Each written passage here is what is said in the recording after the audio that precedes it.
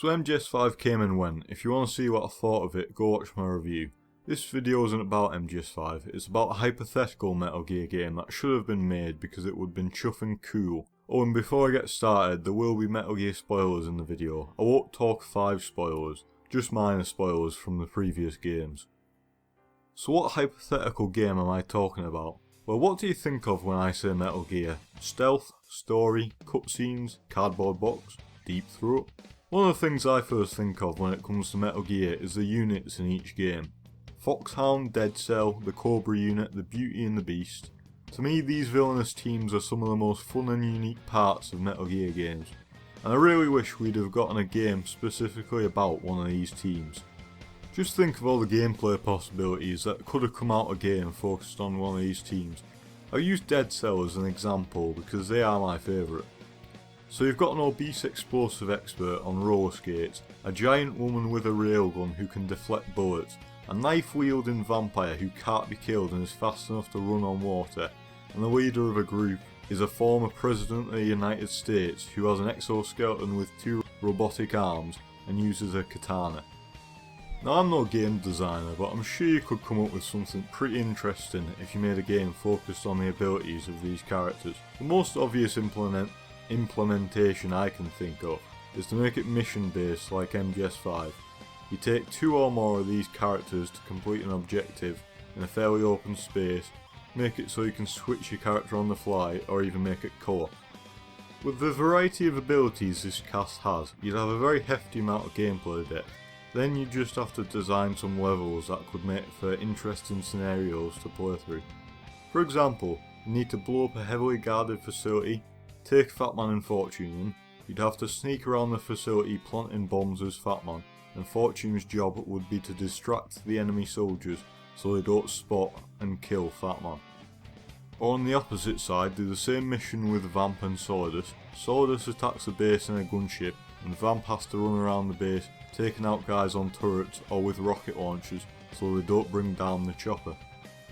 If you make like 25 missions with various objectives designed around the team's dynamics, I think that could make for one hell of an entertaining game. Obviously there'd be issues. For starters, 2 of the 4 characters in Dead Cell are practically immortal. Vamp wouldn't be too hard because he does go down after taking a lot of damage, but I'm not sure how you'd balance Fortune if she can't get hit by anything. As far as story goes, I'm not sure about this either. Would you really need much of one? If you were to make it co-op, which while writing this I've decided would probably be the best route, you could probably just focus more on the gameplay. Maybe show the interactions between the characters, because it is hilarious to imagine Solidus, Fortune, Vamp and Fatman all just hanging around eating dinner together or something. I know Solidus only really joined the team for the Big Shell operation, so a lot of the ideas I'm coming up with wouldn't really fit within the universe, but I am mainly just brainstorming here. This is just one idea. You could change the teams or the type of game completely and still have tons of ideas to work with.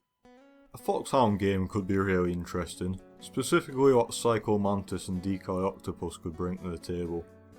Have a mission where you have to steal some secret military documents.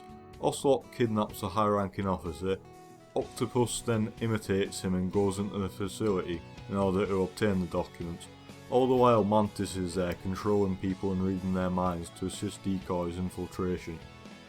Then when the alert hits, Sniper Wolf and Vulcan Raven provide cover fire to assist in the escape.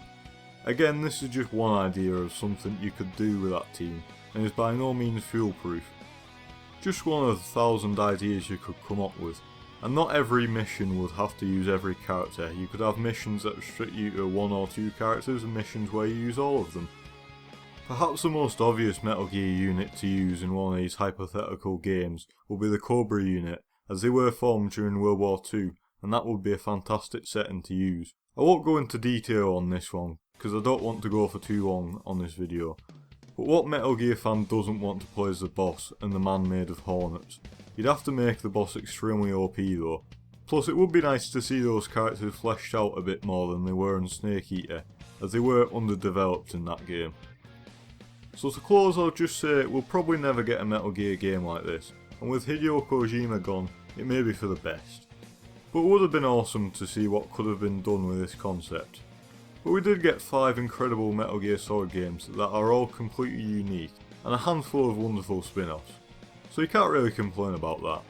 Thanks to everyone who helped make this series what it is. Kojima gets a lot of credit, and rightfully so, but he couldn't have done it without an exceptionally talented team. So here's to you. Thanks for watching my video, I hope you liked it. If you did like it, I'd appreciate a like or a subscribe. I'd appreciate a subscribe more, to be honest. You don't have to like. Well, you don't have to anyway. I'm not holding a gun to your head. But maybe I can use my Psycho Mantis powers to persuade you to subscribe. Yeah, good one, guys. So yeah, thanks for watching. I thought the video turned out alright, honestly. Not too bad. And yeah, I appreciate the view. Goodbye.